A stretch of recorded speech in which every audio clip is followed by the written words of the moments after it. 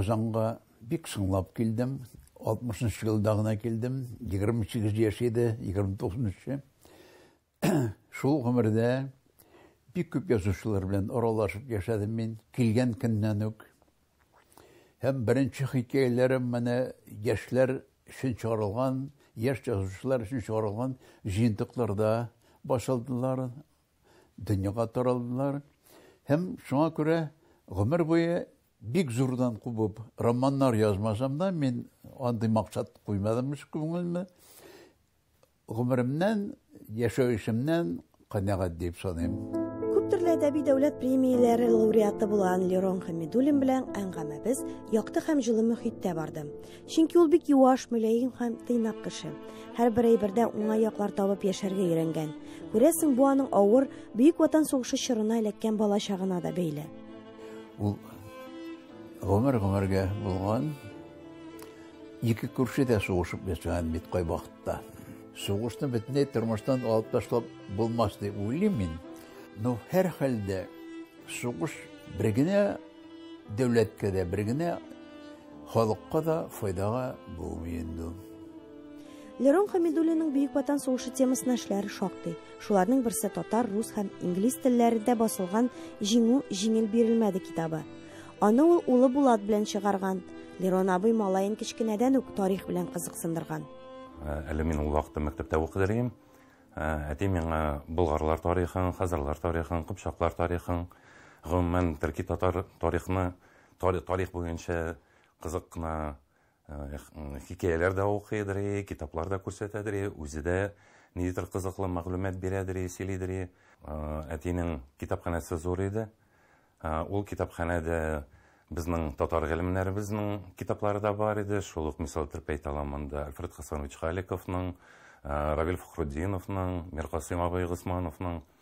Әлбәттә, ул китаплар арасында рус телле китаплар да күп иде, шактый иде тарих буенча. Лерон Хәмидуллин яшь вакытта татар халкы тарихы һәм әдәбияты турында күбесенчә татардан рус теленә тәрҗемә ителгән китаплардан укып белгән. Гомумән, тормышының күп өлешен китапханәләрдә үткәргән. Шуңа күрә соң гына өйләнде дә ул, дип шаярта аның җәмәгате Дания апа. Кызлар миңа әйтте, менә бер өйләнмәгән егетебез кайтып килә, тансыга да чыкмый, һаман укый да укый. Без аның белән Саид Галиева клубында, Нервышкада, Вафира Гыйзатуллинаның концертында очраштык. Менә әйбәт кенә шуннан танышып, аның белән дуслашып китүләр шул концерттан соң булды. Әле ул вакытта ул трамвай троллейбусный управлениедә эшләйдер, главный инженер булып, аннан соң партком секретаре булып эшләде. Язучы да түгел дип әйтәсем килә. Язучы булмаса да, моның кадәр әдәбият белән таныш булган кеше яза алмыйча кала алмый. 1960 еллар ахырында ук аның Татарстан яшьләре газетасында хәбәрләре, кыска очерк язмалары басыла башлый. Яшь язучылар альманахы кебек нәшер ителгән яшьлек таңы, кайнар хисләр исемле күмәк җыентыкларда берничә хикәясе урнаштырыла. Тимер юл эшчеләре тормышына багышланган Юлда исемле хикәяләр җыентыгы һәм Дала иртәсе дигән повестьта дөнья күрә. Хәвәскәр язучы булып эшен башлаган Лерон Хәмидуллинны 1967 елда СССР әдәби фондының Татарстан бүлеге директоры итеп куялар. Анда аның вакыты эс каладыр. Уже теге балаларны карашып, миңа ярдәм итешеп, ул вакытта иҗатка әзрәк каладыр инде. Соңга хәзер балалар үсеп биткәч, аныклар үсеп биткәч, вакыты күбрәк эшли. Ул бик ярдәмчел, семьяны бик ул тотады дип әйтим инде. Дания апа белән никахтан аларның малай белән кызы дөньяга килә. Икесе дә әтисе белән әнисенең эшен дәвам итүчеләр. Дания Хәмидуллинны үзе дә гомерен әдәбиятка биргән. Язучылар һәм аларның авторлык хукукларын яклау белән шөгыльләнгән. Ире язган әсәрләрнең беренче укучысы, мөхәррире дә ул. Ул менә компьютерда язып чыккан әйберне мин теге иштәлекләрен төзәтергә бик кушмасам да, хәреф хаталарын, ниләрен укып чыгып, мин төзәтеп чыгам аның артыннан. Алары минеке.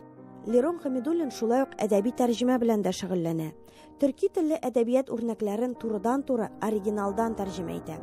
Совет чоры, казах, каракалпак, үзбәк язучыларының күп кенә әсәрләрен киң җәмәгатьчелеккә таныта. Кардәш халыкларның татарларга карата мөнәсәбәтен дә яхшы белә.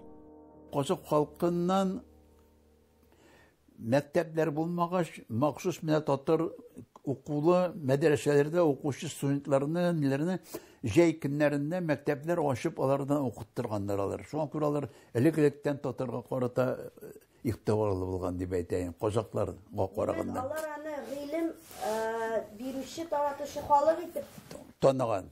Гыйлем таратучы халыкның бүген үзенең дә мәгариф өлкәсендә проблемалары юк түгел. Иң борчыганы татар мәктәпләренең кимүе һәм татар телен укыту.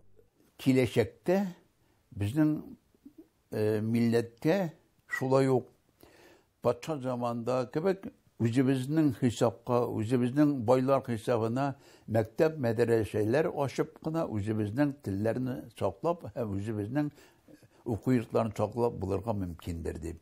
Чөнки шуңа бара тормыш. Әтияне тәрбия биргән бер, ә бит ул бөтен коллектив өчен тәрбия мәктәптә һәм менә шу мәчетләрдә бирелә. Аларга бөтен ышаныч. Милли мәгариф белән бергә халыкның милли үзаңын да күтәрү бик кирәк.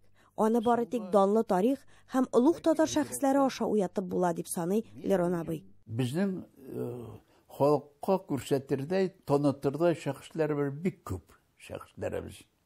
Үзебезнең саф татарлар. Шул вакытта әле безнең кайчандыр рус дин кабул иткән, ләкин үзенең милләтеннән дә бөтенләй аерылып бетмәгән шәхесләр дә бар. Менә бу шәхесләрнең барысында әзме күпме күрсәтә белергә кирәк. Менә Куприн. Аның Гранатов Рашид дигән ни бар? Повесте бар, атаклы повесте. Шул повесть негезендә 60-нчы елларда кино төшерделәр. Гранатов Рашид повестен вакыйгалары бара. Ул татарча кәләпүш кигән, татарча халат кигән, ни кигән. Ул бит үзенең халкын руслашкан булса да, рус диненә күчкән булса да, үзенең халкын күтәрергә, күрсәтергә тырышканлыкның бер билгесе. Шуңа да эшләрнең күбесен ул татар халкының шәхесләрен барлауга биргән. Төрле һөнәр ияләре булган һәм танылуга хакы булып та онытылган шәхесләребезне өйрәнеп, аны халкыбызга кайтаручы кеше Лерон әфәнде.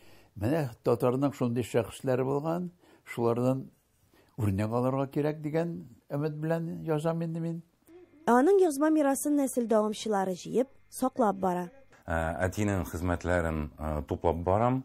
Әтинең хезмәтләре бөтенесе дә миндә бар. Бөтенесе диярлек инде һәр китаплар.